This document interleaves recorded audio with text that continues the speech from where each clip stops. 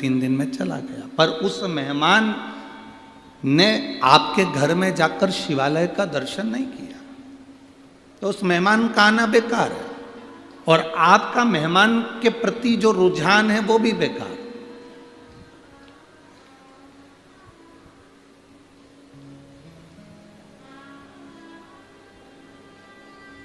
शंकर भगवान माता यशोदा जी के यहां पर मेहमान बनकर गए थे एक बार।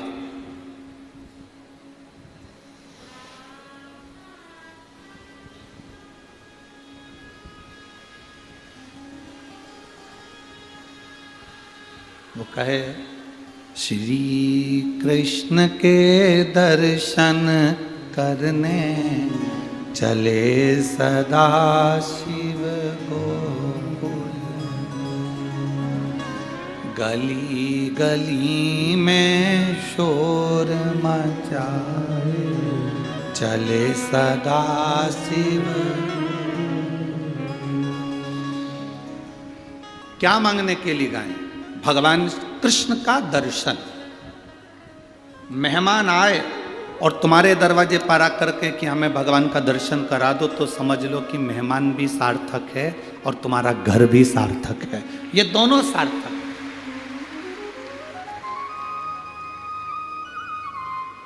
और खाया पिया चल दिया तो कोई बात।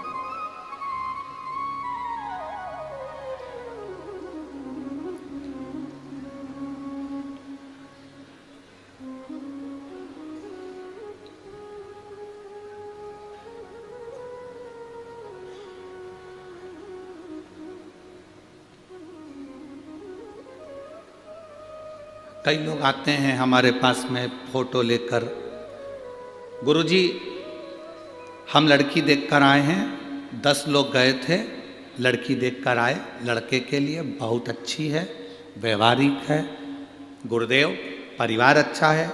हम पूरा घर का व्यक्ति गया था, 10 लोग गए थे, बैठे, जितना पूछा उतनी बोली, लड़की के मुंह से आवाज नहीं आए गुरुजी, ऐसी जोरदार लड़की है, आप देखकर बताओ कि लड़के के लिए कैसी रहेगी। उन्होंने फोटो दिया, हमने सिर से लगाया, उनको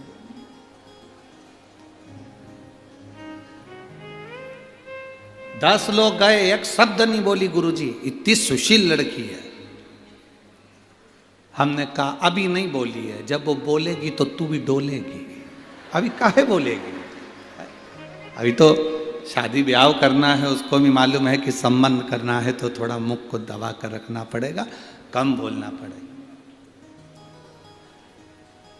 हमने लड़की देखी, घर देखा, परिवार देखा, कुटुंब देखा, पर निवेदन है जिस लड़की के साथ लड़के की शादी कर रहे हो या लड़के के साथ लड़की की शादी कर रहे हो, एक बार जब लड़की देखने जाओ या लड़का देखने जाओ तो पहले उसके घर के मंदिर को, उसके घर के देवालय को, उसके घर के शिवालय को भी जरूर देखो। उसके घर के देवालय शिवालय को भी देखो कि वो सेवा करती कि नहीं करती, भजन के प्रति उसका भाव है कि नहीं।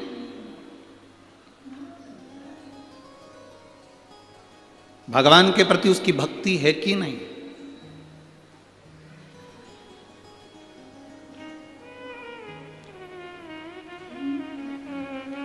उसका भाव प्रबल है कि नहीं, ये उसके भीतर होना चाहिए। भक्ति का भाव अगर जागृत नहीं होगा तो जीवन का कोई सुख नहीं।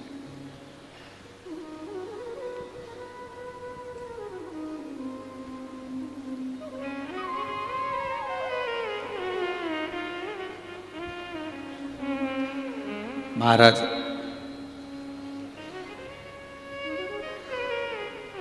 एक कह देना, कर लेना अलग बात है। सास बहू से कह कि तू ये सोमवार का व्रत कर ले, पशुपति व्रत कर ले, सास के कहने पर बहू करे, वो एक अलग बात है। बहू के अंदर पशुपति व्रत के प्रति भाव जागृत हो जाए और जब वो व्रत करे वो एक अलग बात है, फिर महादेव सुनता ही है,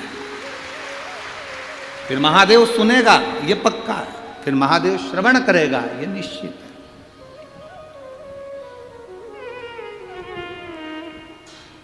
आप डांट रहे हो बेटों को, तो ये कर ले, माता पिता को प्रणाम करा कर, गुरु जी को प्रणाम करा कर, यहाँ जाया कर, मंदिर जाया कर। आप डांट डांट कर बच्चों को अगर मंदिर भेज रहे हो, डांट डांट कर आप कथा में ला रहे हो, डांट डांट कर आप कहीं लेकर जा रहे हो, तो वो बहुत दिनों तक टिकने वाला नहीं है।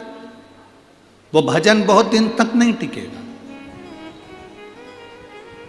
आप में से कितने लोग हैं जिनके पास में जगदीश चौधरी जी गए हों, या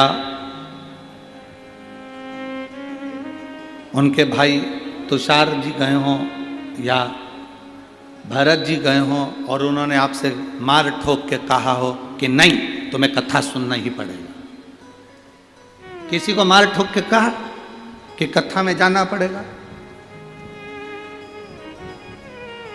कथा सुनने तो तुमको आना ही पड़ेगा, चाहे कुछ भी हो जाए।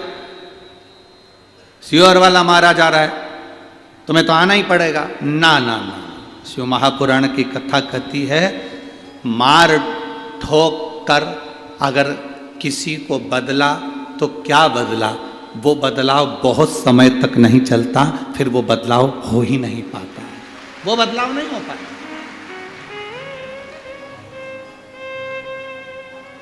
भय दिखाकर, डर दिखाकर किसी को बदला तो वो बदलाव नहीं होगा।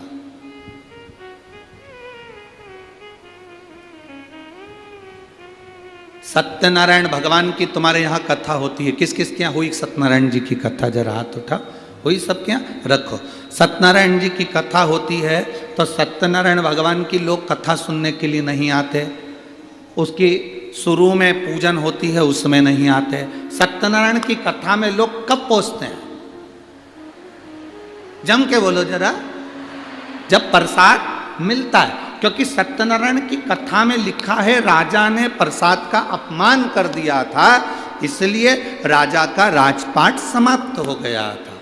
फिर लिखा उसने सत्यनारायण भगवान के प्रसाद का अपमान कर दिया था तो वो राजा के साथ में ये दुख हुआ। फिर लिखा उसके यहाँ ऐसा हुआ तो उसने भगवान का अपमान कर दिया, इसलिए उसको ये तकलीफ हुई। पर शिव महापुराण में कहीं नहीं लिखा कि किसी ने शंकर भगवान का अपमान कर दिया और उसको दुख भोगना पड़ा हो। इतना जरूर लिखा है कि किसी को मार कर, ठोक कर, दबाव देकर, डरा कर, भय करा कर कभी उसको सत्संग में मत लगाओ। हमने कथा के दूसरे दिन की कथा में कहा था, कोई कहता है कि हमने इतने लोगों को बदल दिया, कोई कहता है हमने इतने लोगों को ये बना दिया, हमने इन लोगों को वापिस ये बना दिया। हमने एक बात कही थी, चोटे को तुम कितना भी धर्म बदलवा लो, चोर का कितना भी बदलवा लो, वो चोटा की चोटा ही रहेगा, वो कभी छूटेगा। उसको तुम कितना भी, आपका मन करे तुम कितना भी उसको बदलने का प्रयास करो, वो वैसा की वैसा ही रहेगा, वो नहीं बदले। शिव महापुराण में इतने सालों से आप लोग कथा सुन रहे हो, टीवी पर, आस्था चैनल पर, मोबाइल पर, फेसबुक पर, यूट्यूब पर। कभी हमने इस व्यासपीठ से ये नहीं कहा होगा कि आप नरक चले। हमने नरक शब्द यूज ही नहीं करा। हमने ये भी नहीं बोला कि तुम कथा सुनोगे तो बैकुंठ चले जाओगे। जो गए वो आज तक बताने नहीं आए कि हम बैकुंठ में हैं कि नरक में हैं। तुम्हारे जलगांव का कोई गया हो और आकर कहा हो तो बात दूसरी है, हमारे यहां का नहीं बताया। ना हम कभी कहते हैं कि तुम बैकुंठ जाओगे, ना हम कभी तुमसे कहते हैं कि तुम नरक जाओगे। नरक का भय हम नहीं दिखाते। बैकुंठ का तुमको बहुत सारा वर्णन कर दें कि बैकुंठ इतना सुंदर है और तुम उसमें जाके रहोगे, तुम ऐसा काम करो कि बैकुंठ चले जाओगे, तो हम आपको लोभ भी नहीं देना चाहते। ना हम आपको भय देंगे, ना हम आपको लोभ देंगे। पर इतना जरूर कहेंगे कि एक लोटा जल अगर शिव जी को चढ़ाओगे तो तुम्हारी जो ये जिंदगी आज चल रही है, ये जिंदगी सही से चलेगी और आप शिव भक्ति को पाओ, शिव को प्राप्त करो। भय नहीं दिखाया कभी भी। इस व्यासपीठ से हमने ये लोभ नहीं दिखाया कि तुम बैकुंठ चले जाओगे या तुम अच्छा काम करोगे तो तुम ये ना, तुम अपनी जिंदगी सुधार लो। किसी बेटे को तुम मार ठोक कर अगर थोड़े दिन मंदिर भेज भी दोगे तो वो 15 दिन 20 दिन जाएगा, उसके बाद नहीं जाएगा। किसी बहू को ठोक कर, गाली देकर, अपशब्द कहकर मंदिर भेज भी दोगी। कई माताएं पशुपति व्रत करती है पर डर से करती है। मेरी सास बोल रही है, मेरे रिश्तेदार बोल रहे हैं, मेरी ननद बोल रही थी एक बार करके देख लूं, मेरी पड़ोसन बोली है तो इसलिए करके देख लूं। कर कर मत देखो, तुम्हारा जिस दिन दिल करे, कथा सुनते सुनते जिस दिन तुम्हारे मन में आ जाए कि मेरे बाबा व्यासपीठ से बोले हैं कि पशुपति व्रत करेगी, शिव जी को 1 लोटा जल चढ़ाएगी, तो बाबा सुनेगा। जिस दिन तुमने वाणी में शिव को देख लिया, जिस दिन तुमने शिव महापुराण की कथा में शंकर की वाणी में शंकर को देख लिया, उस दिन तुम्हारा दिल कर जाएगा कि अब मुझे व्रत करना है और मेरा बाबा सुनेगा। एक महिला यहां बैठी है जिसको 24 साल तक औलाद नहीं हुई। 24 साल तक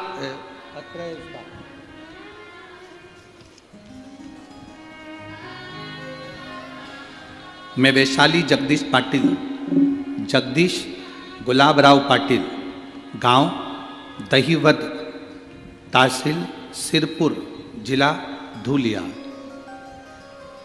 बाबा कहीं बैठी हैं क्या? कहीं बैठी हो तो हाथ हिला सकती हैं। अगर कहीं बैठी हो तो हाथ हिला सकती हैं। मैं वैशाली जगदीश पाटिल, पत्र आप लोग टीवी पर पढ़ सकते हैं।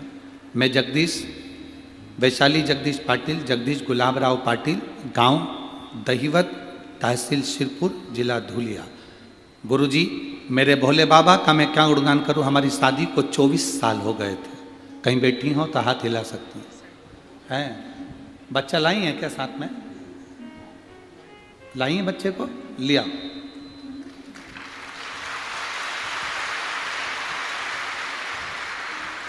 गुरुदेव 24 साल शादी को हो गए थे, फिर भी संतान का सुख नहीं था। गुरुदेव, मेरे पति एक प्राइवेट कंपनी में जॉब करते हैं। फिर एक दिन मेरी सहेलियों ने बात करते करते कह दिया कि तू आस्था चैनल पर कथा सुना कर।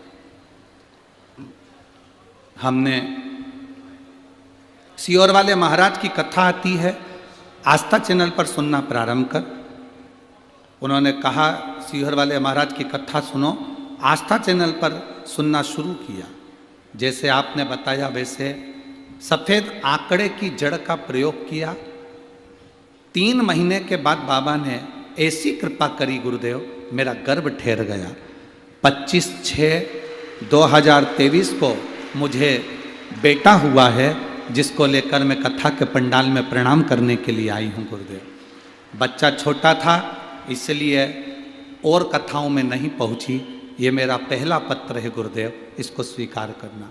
24 साल के बाद मेरे बाबा ने मेरी गोदी भर दी। ये शिव का अवघड़ी है। ये शिव, उसकी भक्ति। आज के जमाने के नवयुवक बेटा बेटियां 2 साल तक संतान को जन्म देने का प्रयास करते हैं, बाद में सोचते हैं कि अब हमारी किस्मत में नहीं है। 3 साल में सोचते हैं कि अब हमारे भाग्य में नहीं है। डॉक्टरों का इलाज चालू होता है, इलाज करवाना प्रारंभ कर देते हैं। 3 साल 4 साल में डॉक्टरों का इलाज करवाते करवाते करवाते 5-6 साल में थक जाते हैं कि अब हमारे घर में औलाद नहीं होगी, संतान नहीं, संतान का सुख नहीं होगा। थक गए ये सोच कर कि अब हमारे यहाँ औलाद नहीं होगी। आप में से कई माताएं ऐसी बैठी होंगी जो 4 साल बाद भी अगर संतान हुई होगी तो बड़ा सोचा होगा भगवान ने दे दी। 5 साल बाद भी संतान हुई हो तो विचार आया होगा भगवान ने दे दी। कितने साल आस लगाओगे आप संतान के लिए? मेरी माता यहाँ बैठी हैं, मेरी जीजी यहाँ बैठी हैं। ईमानदारी से बोलना, संतान के लिए कितने साल आस लगाओगे? 2 साल में हो जाए, 3 साल में हो जाए, 4 साल में हो जाए, 5 साल में हो जाए, 6 साल में हो जाए, 7 साल में हो जाए, 8 साल में हो जाए, 9 साल में हो जाए। 10 साल में हो जाए। 10 साल के बाद कोई आस लगाएगा क्या कि औलाद हो जाएगी? अरे बोलो तो जम के। 10 साल के बाद शादी के 10 साल निकल गए, उसके बाद कोई आस लगाएगा कि अब संतान हो सकती है? फिर भी मन नहीं माना। देवी देवता सारी दुनिया में धोख लगाए, प्रणाम करा, दंडवत करा, साष्टांग करा, कहीं से हो। 12 साल निकल जाए, 13 साल निकल जाए, पर जिसके 20 साल निकल गए हों फिर क्या आस लगाओगे? और 20 साल के बाद भी 24 साल हो गए हों,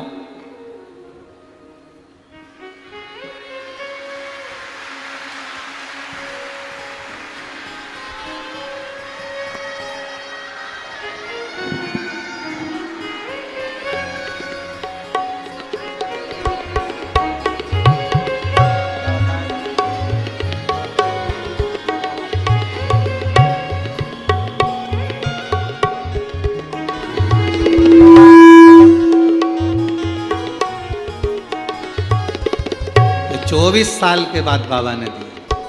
24 वर्ष एक, जब सब जगह से आस समाप्त हो जाए, सब दूर से जब थक जाओ, सब अपने विश्वास से मत थकना, अपने भरोसे से मत थकना, अपनी दृढ़ता से मत थकना। भरोसा नहीं टूटना चाहिए तुम्हारा, विश्वास नहीं छूटना चाहिए तुम्हारा। इस व्यासपीठ ने ना तो कभी आपको डराया कि आप नरक चले जाओगे, इस व्यासपीठ ने ना कभी आपसे कहा कि आप मरने के बाद बैकुंठ चले जाओगे। इस व्यासपीठ ने हमेशा एक ही बात कही कि जैसा कर्म करोगे वैसा फल भोगो, जैसा कर्म करो वैसा फल। मत बुरे कर्म कर बंदे वरना पछताएगा, भगवान की आंखों से तू बच नहीं पाएगा, तू बच नहीं पाएगा। अरे ओ अज्ञानी मत करना, अरे ओ अज्ञानी मत करना। तेरे कर्म का फल भी तू ही पाएगा, जैसा किया तूने तेरे आगे आएगा।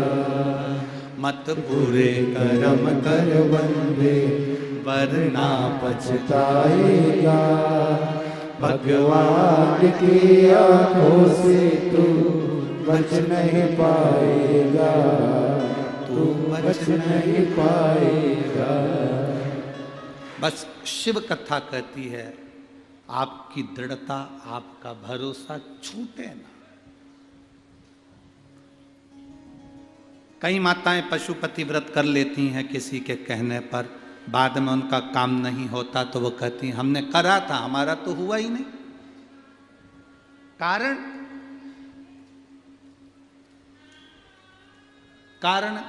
तुम्हारे अंदर विश्वास प्रकट नहीं,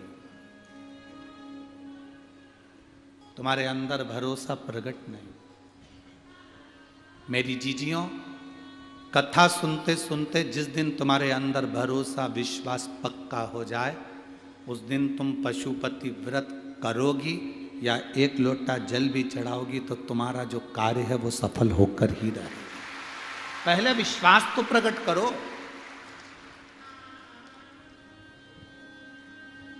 सास का दिल जीता ही नहीं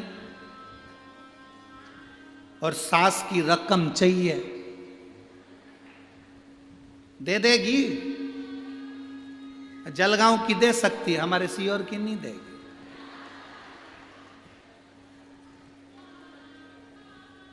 सास का दिल ही नहीं जीता, सास का आदर नहीं कर रही, सम्मान नहीं कर रही, उसको माँ की तरह मान नहीं रही, उसको आदर नहीं दे रही, सम्मान नहीं कर रही, सत्कार नहीं कर रही, और आस लगा कर बैठी है कि मेरी सास मुझे रकम दे दे।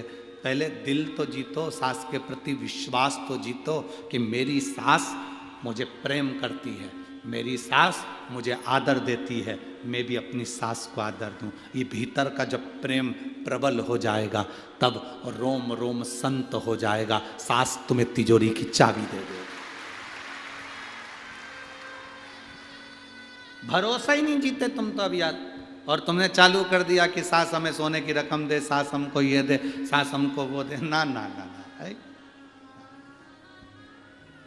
जलगांव की सास दे सकती है, सीहोर की सास नहीं देगी।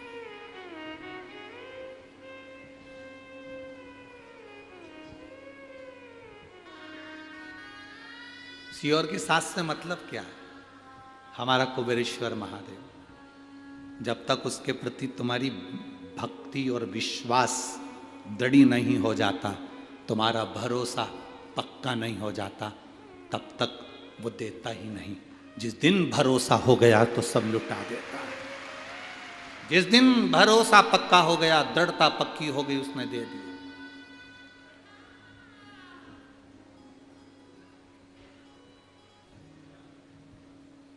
पहली कथा है जलगांव की, जिसमें 2 बोरी भरा कर पत्र आ चुके हैं। आज चौथे दिन की कथा तक 2 बोरी पत्र।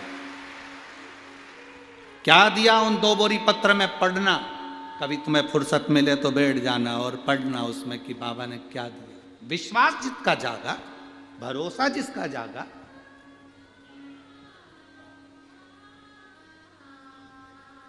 मार मार कर कहा जा रहा है पशुपति व्रत कर ले, सोमवार को लोटा भर के जल चढ़ाया कर, शिव जी के मंदिर जाया कर। अंदर से प्रेम ही नहीं, अंदर से विश्वास ही नहीं, तो क्या फायदा? पर मेरा विश्वास करता है, इस व्यासपीठ से हमारा विश्वास करता है, आप जो लाखों की संख्या में कथा सुनने के लिए आए हो, टीवी पर, आस्था चैनल पर इतने चैनल आते हैं, सारे चैनल छोड़कर 2 बजती है और आप कथा के लिए इतने आतुर हो जाते हो कि टीवी आँख खोलकर, मोबाइल खोलकर ऑफिस में बैठ जाते हो। यह हमारा विश्वास करता है कि आपके अंदर विश्वास जागा है।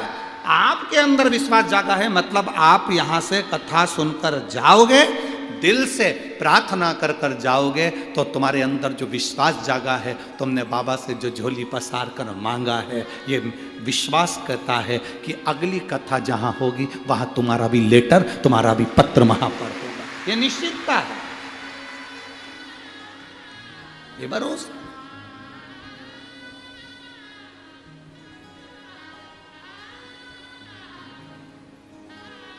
अरे खाली ना जाता कोई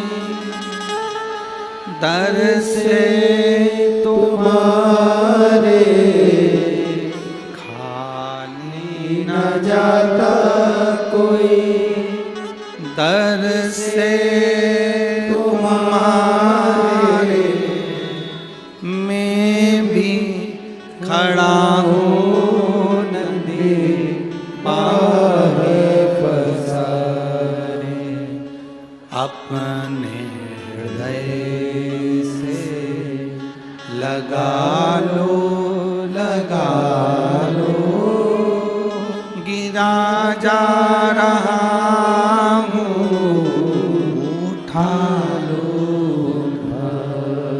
भोले अपने दर से अब तो ना टालो, गिरा जा रहा हूँ, उठा लो।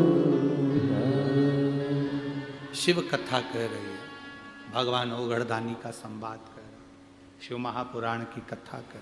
विश्वास जगाइए अपने भीतर, विश्वास, भरोसा। महाराज कामदेश के राजा सुदक्षण उनकी धर्म पत्नी के साथ सिंहासन पर बैठते थे और न्याय देते थे। न्याय देने के पहले उनका एक निर्णय था, दरवाजे पर कोई मांगने आएगा तो 108 बार नमः शिवाय, ओम नमः शिवाय कहे। न्याय दिया जाएगा तो उसमें भी श्री शिवाय नमस्तुभ्यम या ओम नमः शिवाय कहा जाएगा। बहुत जरूरी है। आप भी एक नियम बना लो, जलगांव की इस पवित्र कथा से, बड़े जटाधारी महादेव की इस पवित्र भूमि से, कि हम भी एक नियम बनाते हैं, हमारे दरवाजे पर अगर कोई मांगने आएगा तो पहले उसके मुख से हम नमः शिवाय, ओम नमः शिवाय या श्री शिवाय नमस्तुभ्यम कहलवाएंगे। रोटी का दान देने से पहले, धन का दान देने से पहले, अन्न का दान देने से पहले, सामान का दान देने से पहले हम नाम का दान देंगे। नाम का दान, राम नाम दे दो, कृष्ण नाम दे दो, शिव नाम दे दो, हरि विठ्ठल दे दो, पांडुरंगा दे दो, या तुम्हारा मन करे तो श्री शिवाय नमस्तुभ्यम दे दो। हम पहले नाम का दान करें, पहले हम नाम दान देंगे।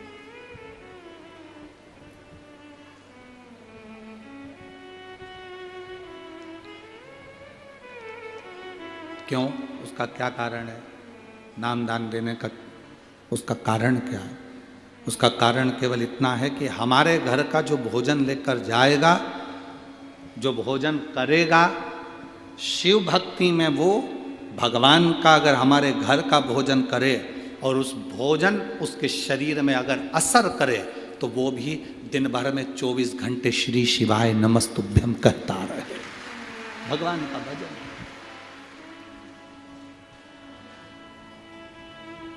अभी एक महिला की वीडियो जलगांव की चल रही है। अब कौन महिला है हमें तो नहीं मालूम, पर उस महिला की वीडियो सोशल मीडिया पर चल रही है। वो एक छोटा सा माइक यहाँ कसी हुई है, यहाँ पर उसने माइक कस रखा है और यहाँ से उसने एक हेड वो माइक लगा रखा है। उसके पास में एक झोले में टॉफियाँ हैं, शायद आप लोगों में से कोई से मिली होगी या आप लोगों ने भी देखा होगा। सबसे बोल रही है, पहले श्री शिवाय नमस्तुभ्यम बोलो, श्री शिवाय नमस्तुभ्यम, एक टॉफी निकाल कर दे देती है। श्री शिवाय नमस्तुभ्यम, एक टॉफी निकाल कर दे देती है। आपने देखा है क्या उसको? अरे बोलो तो जम के। तो वो रोड पे खड़ी हो जाती है, रोड पर। आप लोगों ने देखा है? किसी ने देखा है?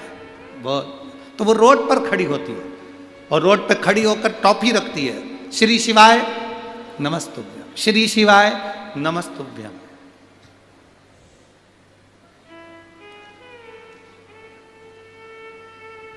जब सोशल मीडिया पर वो वीडियो चली तब हमने हमारे बच्चों को भेजकर पूछवाया, जरा पता करो कि वो कितनी टॉफी देती है, कितनी टॉफी। तो प्रतिदिन 1008 टॉफी वो लेकर चलती है प्रतिदिन। अब 1008 लोगों से श्री शिवाय नमस्तुभ्यम कहलवाना, फिर उनको टॉफी देना, उनका मुंह मीठा कराना, और खुद भी बोल रही है, सामने वाला भी बोल रहा है। कुछ लोग बाजू में से जा रहे होंगे तो वो भी सुन रहे हैं। पुण्य कितना,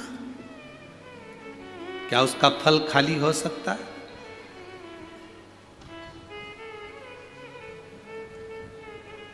आते भी राम कहो, जाते भी राम कहो, सुबह और शाम कहो, जय जय सीता राम कहो। क्या भजन जो हम कर रहे हैं, मंत्र जाप जो हम कर रहे हैं, नाम जाप जो हम कर रहे हैं, वो खाली जा सकता है? नहीं। आज मंदिरों में लोगों ने लिख दिया दरवाजे पर श्री शिवाय नमस्तुभ्यम। आप बड़ा जटाधारी का मंदिर का दर्शन करने जाना, उसके भी दरवाजे पर लिखा हुआ है श्री शिवाय नमस्तुभ्यम। कोई पढ़ेगा, उसकी आंखों से वो अंदर जाएगा। कोई बोलेगा तो सुनकर वो अंदर प्रवेश करे। उसका फल हमारे लिए है, उसका फल हमारे लिए है।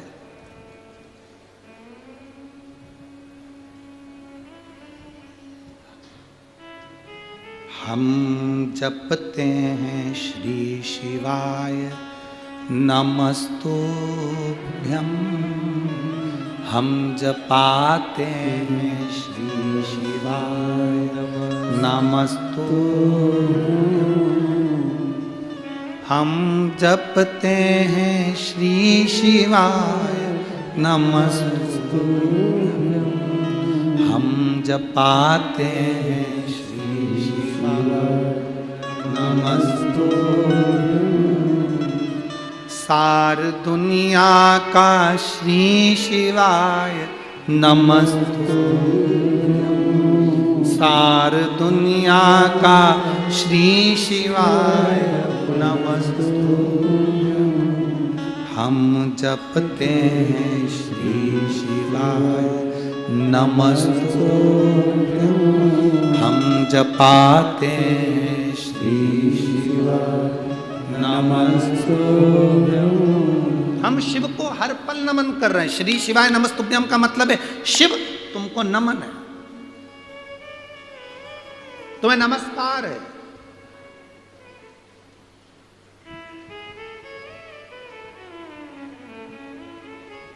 आप किसी को बार बार सलूट मारिए, बार बार सलूट मारिए, बार बार प्रणाम करिए, बार बार प्रणाम करिए।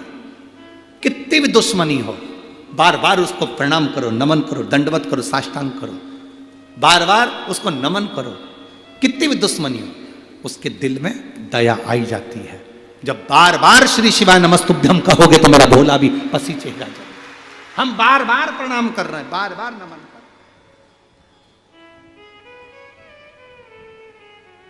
शिव महापुराण किस किस के घर में है?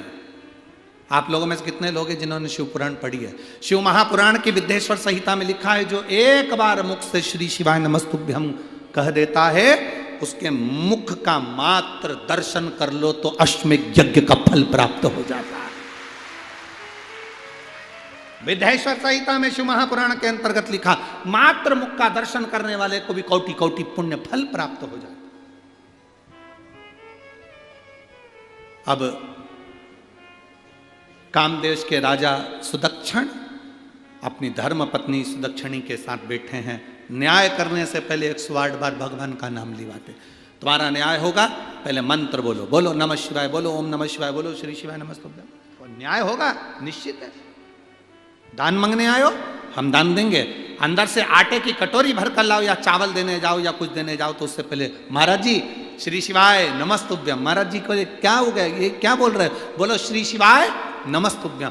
आटा दो, उसके पहले श्री शिवाय नमस्तुभ्यं होना चाहिए। चावल दो, उसके पहले श्री शिवाय नमस्तुभ्यं होना चाहिए। भंडारे में भोजन कराओ, रोटी दो, पूड़ी दो, सब्जी दो, चावल दो, उसके पहले श्री शिवाय नमस्तुभ्यं होना चाहिए। खाने से पहले श्री शिवाय नमस्तुभ्यं होना चाहिए। हम जो अन्न खा रहे हैं वो अन्न किसी का भी हो, हमारे अंदर जाकर पवित्रता का भाव करे और हमारे हृदय में भक्ति का संचार करे।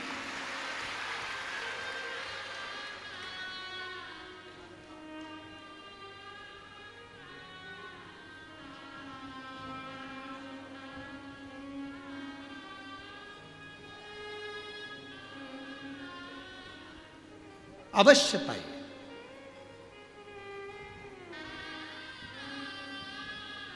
महाराज राजा सुदक्षिण न्याय करने के लिए बैठे थे। न्याय देने से पहले उनके मुख से निकला हुआ मंत्र का स्मरण सुख देता। एक दिन राजा सुदक्षिण घोड़े पर सवार होकर मृगा करने के लिए वन में पहुंच गए, रास्ता भूल गए, मार्ग भूल गए। राजा सुदक्षिण मार्ग से भटक गए।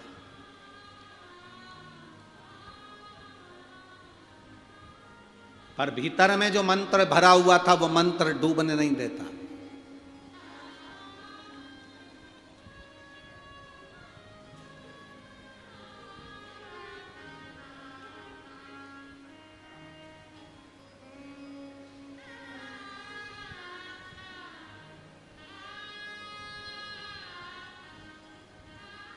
हमारा तो केंद्र में बैठे हुए सनातनियों से केवल इतना सा निवेदन है,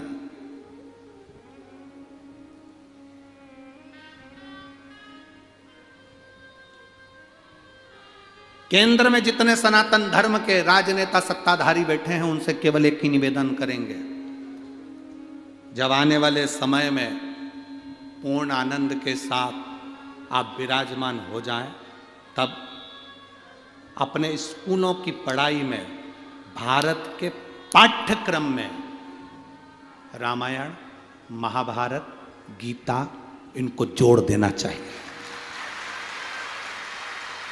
भारत के पाठ्यक्रम में छोटे छोटे बच्चों के दिल में राम कृष्ण, क्योंकि हमने जो पढ़ा, आपने भी पढ़ा होगा, हमने भी पढ़ा, हमने जो पढ़ा केवल ये पढ़ा औरंगजेब कौन था,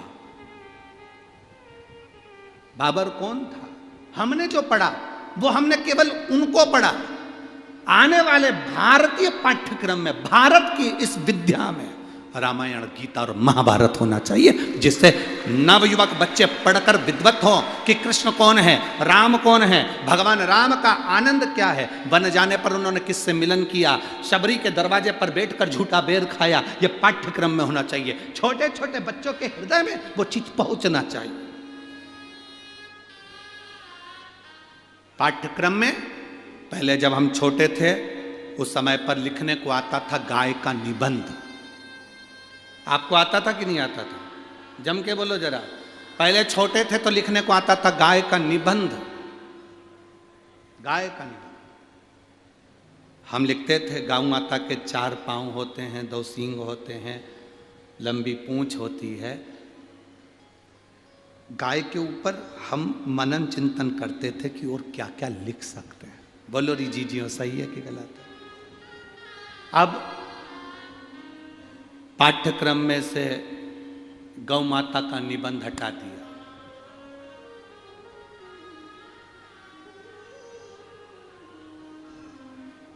दूसरा निबंध लिखो, मैडम हैरी का निबंध लिखो। फिर लिखा चार्ली का निबंध लिखो, फिर उसका निबंध लिखो, कोई राजनेता का निबंध लिखो, कोई सत्ताधारी का निबंध लिखो। कोई राजनेता का निबंध लिखवा रहा है, कोई सत्ताधारी का निबंध लिखवा रहा है, कोई किसी का निबंध लिखवा रहा है। हमारी गौ माता को सो पाठ्यक्रम में से निकाल कर बाहर कर दिया। पहले छोटा छोटा बच्चा जब गौ माता का निबंध लिखता था तो गाय के प्रति प्रेम जागृत होता था, तो दरवाजे पर आई हुई गाय को एक रोटी देकर भेजता था। अब वो प्रेम जागृत नहीं है। अब हम कह रहे हैं गौ माता की रक्षा करो, बच्चों से कह रहे हैं गौ माता की रक्षा करो, गौ माता की सेवा करो। बच्चों के अंदर अंदर से फीलिंग ही नहीं आ रही है।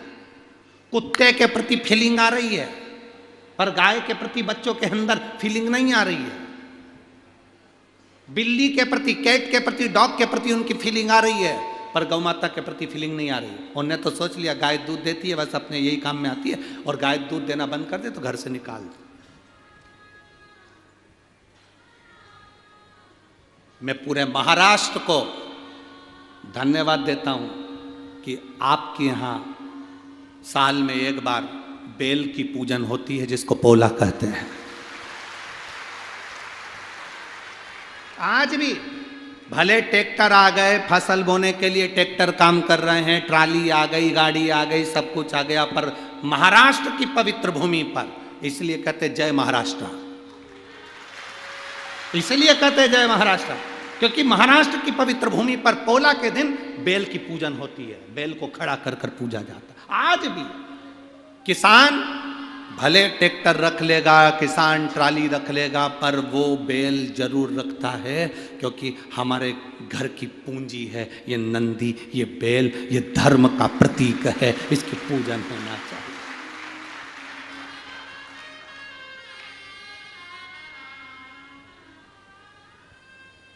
भूल जाए भाई, दुनिया में सब दूर जाओ, और बड़े बड़े संतों से भी कहेंगे, हम साधुओं से भी कहेंगे, गुरुओं से भी कहेंगे, तुम दुनिया में बहुत सारी जगह जाना, पर एक बार महाराष्ट्र की धरा पर आकर देखना, जो संत का सम्मान महाराष्ट्र करता है उसके बराबर कोई नहीं कर सकता। जो संत का सम्मान, साधु का सम्मान, गुरुजन का सम्मान जो महाराष्ट्र करता है वो कोई नहीं कर सकता।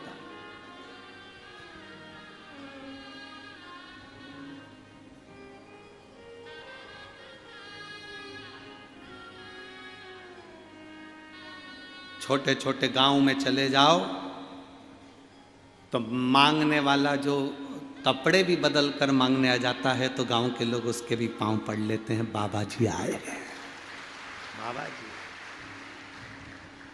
और बड़े बड़े शहर में चले जाओ, अच्छे से अच्छा विद्वान से विद्वान पंडित और महाराज भी चले जाए तो पैसे वालों को लगता है मांगने के लिए आया होगा। अंतर है।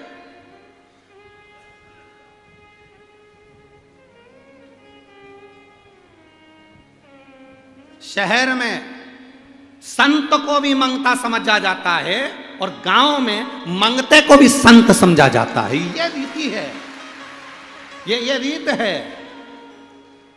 बड़े बड़े शहरों में कोई संत, कोई साधु सन्यासी चले जाए, किसी के घर में तो लगेगा मांगने आया होगा, कुछ लेने आया होगा। गांव में कोई मंगता भी चले जाए, भैया दे दो, उसको भी संत समझते। बाबा जी बैठो, भोजन करो, प्रणाम करा, नमन करा, साधुता। क्योंकि ये महाराष्ट्र की पवित्र भूमि संतों की भूमि है। संत एकनाथ, संत ज्ञानेश्वर, संत तुकाराम, संत नामदेव, मुक्ताबाई, ये पवित्र भूमि कोई साधारण है? जिस भूमि पर संतों ने जन्म लेते रहे और इस पवित्र भूमि से ऐसा ज्ञान दिया कि दुनिया का कोई व्यक्ति उसको बस केवल धारण कर ले। संत ज्ञानेश्वर एक बार बैठे हुए थे, संत ज्ञानेश्वर बैठे हैं, एक महिला आ गई संत ज्ञानेश्वर के पास।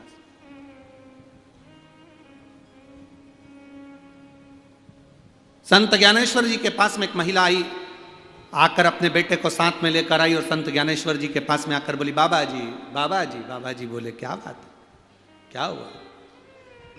मेरा बेटा जो खाता है वॉमिटिंग कर देता, उल्टी कर देता, पछता नहीं।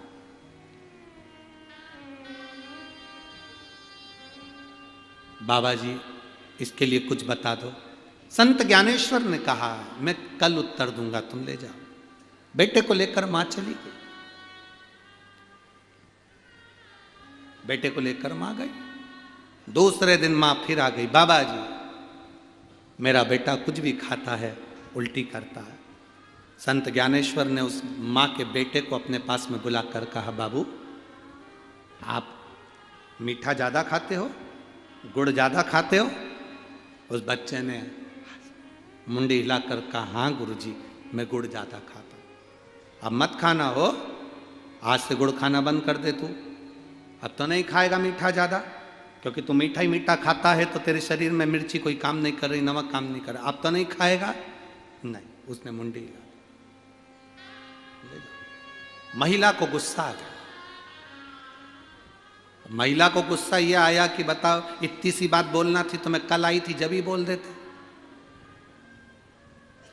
जब इतनी सी बात मेरे बच्चे को बोलना था कि गुड़ मत खाओ, इतनी सी बात को बोलने के लिए दूसरे दिन बुलाने की जरूरत क्या थी? इतना पैसा लगा कर आई, पैदल चलकर इतनी दूर आई, बताओ इतने बड़े महात्मा जी हैं, बोलना ही था तो कल क्यों नहीं बोला? महिला के मन में ये बात पेट में दुख रही थी तो महिला ने कह दिया महाराज जी से, महाराज जी संत ज्ञानेश्वर बैठे थे और कहा, महाराज जी मुझे आपकी एक बात अच्छी नहीं लगी। संत ज्ञानेश्वर ने पूछा, कौन सी? ये बात आपने मेरे बच्चे से कहा कि गुड़ मत खाना, ये बात आप कल नहीं बोल सकते थे, मुझे आज बुलाया बोलने के लिए। संत ज्ञानेश्वर जी ने कहा महिला से, माँ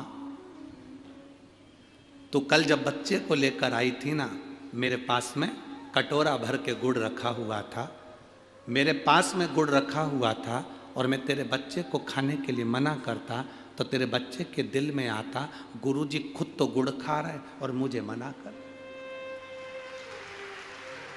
गुरुजी खुद तो गुड़ खा रहे और मुझे मना कर रहे। इसलिए संत ज्ञानेश्वर ने कहा, मां तेरे जाने के बाद कल से मैंने इस गुड़ का त्याग कर दिया था, क्योंकि मैं पहले छोड़ूंगा तब तो बच्चा छोड़ेगा, हम सुधरेंगे तब तो युग सुधरेगा। ये संत है महाराष्ट्र के, ये पवित्र भूमि के संत है, साधु है, सन्यासी, तपस्वी, साधक, उपासक। कोई साधारण है क्या? पहले खुद छोड़ो तब दूसरे को कहो।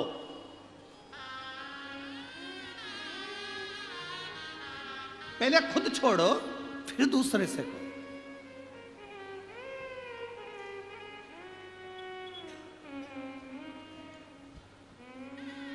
अपनी जिंदगी पर जो बीता होता है और शंकर ने जो दिया होता है वही आप लोगों के बीच में परोसा जाता है।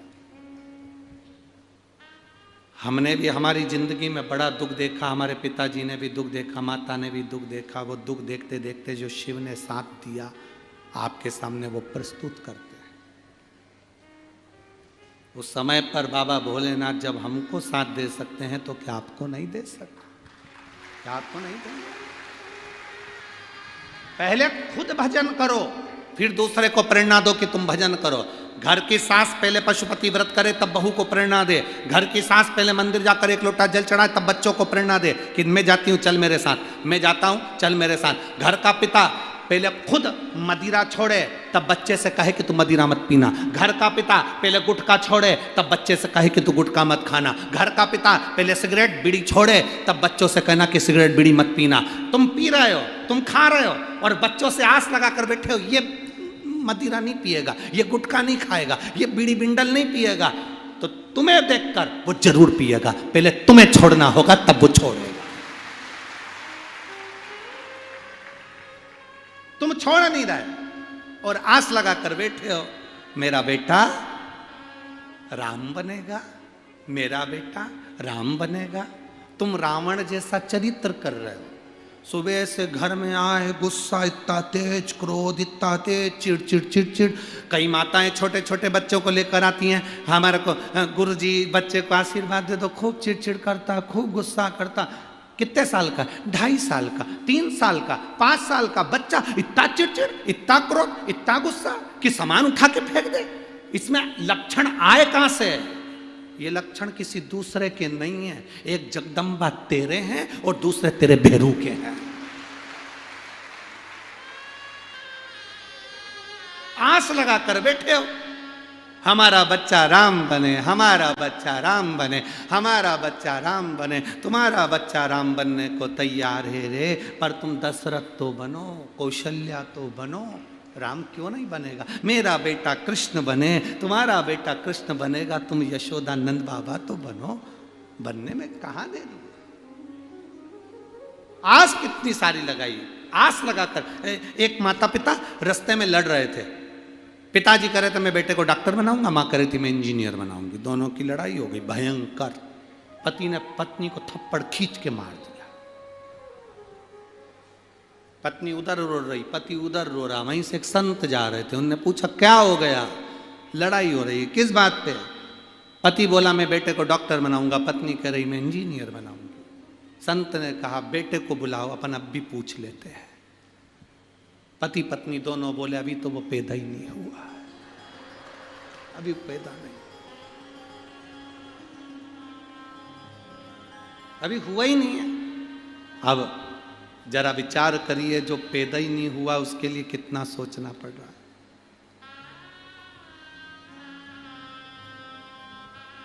जो पैदा ही नहीं हुआ उसके लिए कितना सोचना।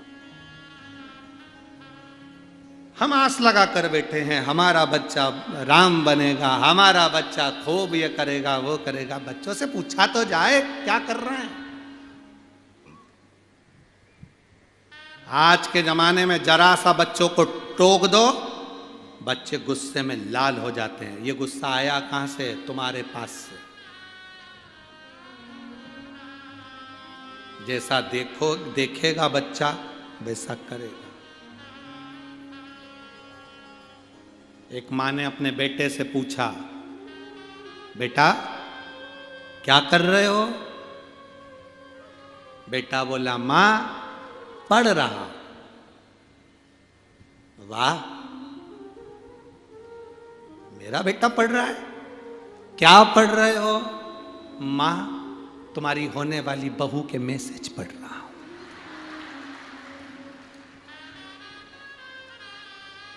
मां धन धना के थप्पड़ लगाए।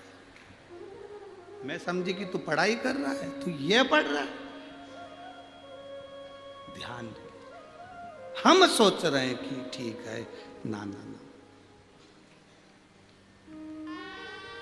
थोड़ा सा पाठ्यक्रम में हमारे भी भगवान की एक रामायण गीता महाभारत के कुछ संवाद हमारे भारत की पाठ्य किताबों में पाठ्य पुस्तकों में होना चाहिए, जिससे आने वाली पीढ़ी हमारी सनातन धर्म की ओर प्रखर होती चली जाए। धर्म की अधर्म का, प्राणियों में विश्व का। अब विश्व का कल्याण होगा ये निश्चित है, और उसमें पाठ्यक्रम में थोड़ा थोड़ा ये गीता रामायण हमारे शास्त्रों का होना जरूरी, बहुत जरूरी। पहले माताओं आपसे पूछूं एक बात, आप लोग उत्तर दोगे? ए मेरी जलगांव की जीजी और मेरे जीजाओं, आप सब उत्तर देना। पहले आप जानते थे क्या कि शंकर जी के इस शिवलिंग में अशोक सुंदरी का स्थान कहाँ पर है? पहले आपको मालूम था क्या? पहले आपको मालूम था कि गणेश कार्तिकेय का स्थान कौन सा है? पहले आपको मालूम था क्या शंकर जी के ऊपर जो जल गिरता है वो शंकर जी की 5 लड़कियां हैं, जया, विषहरा, शामरी बारी, दौतली, देव। पहले आपको मालूम था कि फुलेरे का महत्व क्या होता है? ये सब चीजें जब हम अध्ययन में आए, ये सब चीजें जब हमने पढ़ना प्रारंभ करा, हमारा अध्ययन करना प्रारंभ करा, तब हमको मालूम पड़ा कि अशोक सुंदरी का स्थान कौन सा है, 33 कोटि देवताओं का स्थान कौन सा है, कहाँ जया, विषहरा, शामरी बारी, दौतली, देव का स्थान है, कहाँ गणेश जी और कार्तिकेय का स्थान है, कहाँ हम नहीं जानते थे कि वो पीला रोड के डिवाइडर पर जो पीला कनेर का फूल लगता है, क्या वो शिव जी को इतना प्रिय है? हम तो चले जाते थे थूकते हुए, मुंह में तंबाकू खाया, पीक दान जैसा रोडों पर थूकते हुए चले जाते थे। जब हमने कनेर के फूल का महत्व जाना तो पूरे डिवाइडर पर टार्च लेके फूल ढूंढते फिरे कि भगवान को चढ़ाना। महत्व को जिस दिन जान गए उस दिन हम फूल को ढूंढने चले, नहीं तो हमारी दृष्टि में तो ये फूल बेकार था, कोई काम का ही नहीं था।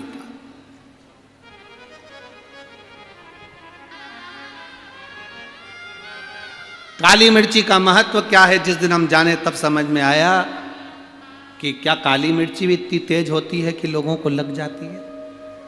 तब समझ में आया कि काली मिर्ची क्या है। ये तो लाल मिर्ची तो देखी थी। क्या श्री शिवाय नमस्तुभ्यम मंत्र की मूलता है? क्या एक लोटे जल में ये ऊर्जा आ जाती है? एक लोटे जल में वो आनंद का सुख आ जाता? हमने जपा, स्मरण किया तो मालूम। आज सबसे बड़ी प्रसन्नता की बात यह है, भारत की भूमि पर पूरे विश्व में, भारत में ही नहीं विदेश में भी आज प्रसन्नता इस बात की होती है कि लोग अब कहीं इधर उधर आडंबर में, ढोंग ढकोसले में कोई नहीं फंस रहा, सब शंकर जी के मंदिर में एक लोटा जल चढ़ाने जा रहे। अब ढोंग ढकोसले में कोई नहीं जाता, आडंबर में कोई नहीं जाता। अब कोई इधर उधर भटकता नहीं है कि किसी के यहाँ जाएंगे, कोई घूमेगा, बताएगा, फिर वो हमको बोलेगा कि तुम्हारे घर में ये दुख है कि तकलीफ। ना ना, आज के जमाने में तकलीफ है, शिव जी का मंदिर है। दुख है, शिव का मंदिर है। बीमारी है, शिव का मंदिर है। कष्ट है, शिव का मंदिर है। जाओ बाबा की शरण में जाओ। आज के समय में लोग शिव है और उसके सिवाय कुछ भटकना छोड़ दिया लोग। अब राजा सुदक्षण, कामदेश के राजा सुदक्षण चले मार्ग से भटकते भटकते भटकते भटकते, जब मृगा करने के लिए चले तो वन में से मार्ग भटक गए। मार्ग भटके एक ऋषि के, एक मुनि के आश्रम में पहुंच गए। मुनि के आश्रम। अब जब मुनि के आश्रम में पहुंचे तो राजा सुदक्षण नीचे उतरे। उनको बहुत प्यास लग रही थी, बहुत भूख लग रही थी। उन्होंने प्रणाम करा मुनिवर के आश्रम में। जैसे ही गए तो मुनिवर तो ध्यान साधना में लीन थे। ध्यान साधना।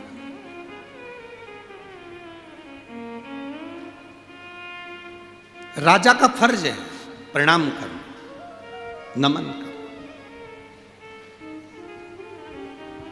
जो राजा बनता है, जो राजा होता है, किसने क्या बोला, किसने क्या करा, किसने क्या कहा, राजा को उससे मतलब नहीं होता। एक बात अपनी जिंदगी में उतार कर रखना बहुत अच्छी। राजनीति के अंतर्गत कोई हारता है, कोई जीतता है। जब तुम राजा बनकर बैठ जाओ, जब तुम जीत जाओ, राजा बनकर सिंहासन पर बैठ गए, उस सिंहासन पर बैठने के बाद जब तक तुम सिंहासन पर नहीं बैठे थे, उस बीच में दौड़ में, उस दौड़ के अंतर्गत कोई कुछ कहे, कोई कुछ कहे, कोई कुछ कहे, कोई कुछ बोला, ध्यान से हटाकर राज सिंहासन पर बैठो। और जैसे बच्चा होता है, बच्चा थोड़ी देर में ऋषिवर फल लाकर दिए, वो राजा सुदक्षिण ने लिए।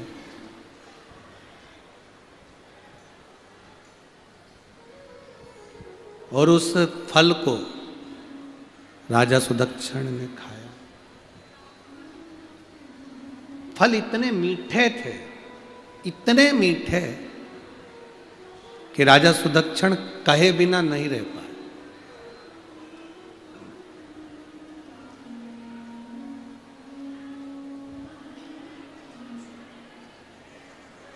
कह दिया, महाराज जी इतना मीठा फल तो मैंने आज तक अपनी जिंदगी में नहीं खाया। इतना मीठा फल अपनी जिंदगी में आज तक नहीं पाया। राजा तो सुदक्षिण बोले, ऋषि बोले कि हम जिस राजा के नगर में रहते हैं वो राजा शिव का भक्त है,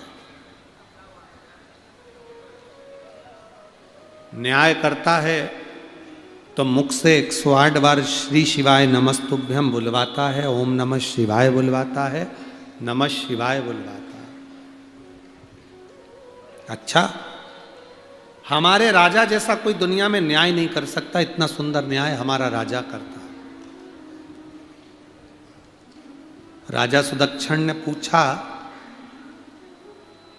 क्या आप कभी राजा से मिले हो? नहीं। क्या नाम है आपके राजा का? मेरे राजा का नाम राजा सुदक्षिण है। अब राजा ने मुनिवर को, ऋषिवर को यह नहीं बताया कि मैं ही सुदक्षिण हूं।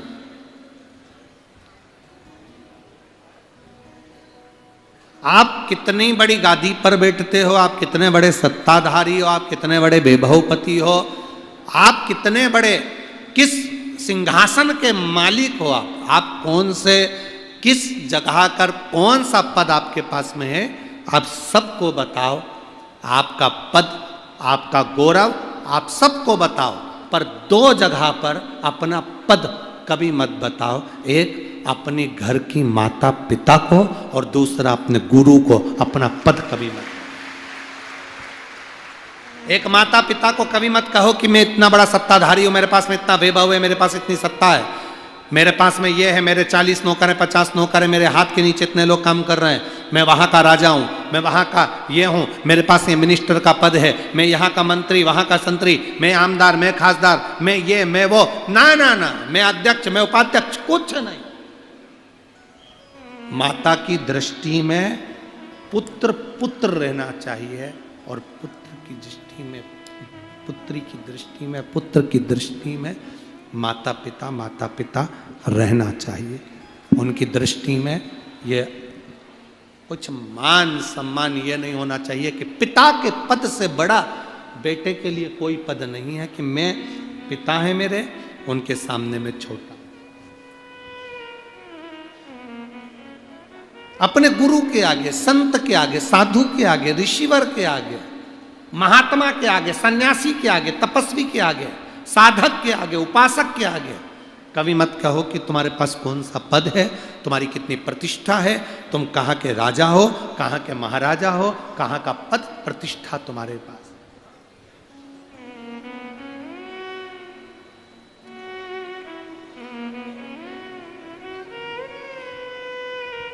किसी गुरु से मिलने के लिए जाना तो कभी मत कहना, कई लोग कहते हैं साहब इनको पहचानते हो आप, कौन है ये, इनको पहचानते हो, बहुत हमारे नगर के ये, हमारे नगर के वो, इनको नहीं जानते।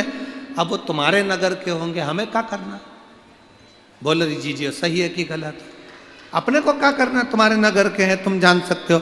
हाँ, हम जाने तब जब वो नगर के तो हैं। तुम कह रहे हो हमारे नगर के ये हैं, हमारे नगर के वो हैं, हमारे नगर के ये हैं। हम जब जाने, जब इतने शिव भक्त आए हैं, उनको एक गिलास पानी पिला दे तो जाने कि हाँ कोई है। अब कहने को तो तुम कह दो साहब कि हमारे नगर के ये ऐसे हैं, वो वैसे हैं। हाँ, किसी भूखे को भोजन करा दे, प्यासे को पानी पिला दे, तो जैसे वो माता एक एक टॉफी दे रही है, श्री शिवाय नमस्तुभ्यम कर रही है, तो उसने खुद की वीडियो नहीं बनवाई। वो तो कोई लड़का जा रहा होगा, उसने वीडियो बनाकर सोशल मीडिया पे डाल दी। जब व्यक्ति कुछ अच्छा करता है तो उसका दुनिया गुणगान करती है। अच्छा करोगे तो गुणगान होगा ना, कोई क्या कहे। अरे मत बुरे कर्म कर बंदे, वरना पछताएगा। भगवान की आंखों से तू बच नहीं पाएगा, तू बच नहीं पाएगा। अरे ओ अज्ञानी मत करना दानी, तेरे कर्म का फल भी तू ही पाएगा। जैसा किया तूने तेरे आगे आएगा। मत बुरे कर्म कर बंदे, वरना पछताएगा। भगवान की आंखों से तू बच नहीं पाएगा, तू बच नहीं पाएगा। तुम क्या हो, किसी को क्या मालूम, आपका व्यवहार बताएगा। एक मित्र ने एक मित्र को फोन लगाया और फोन लगाकर बोला, और कैसा है? बहुत बढ़िया।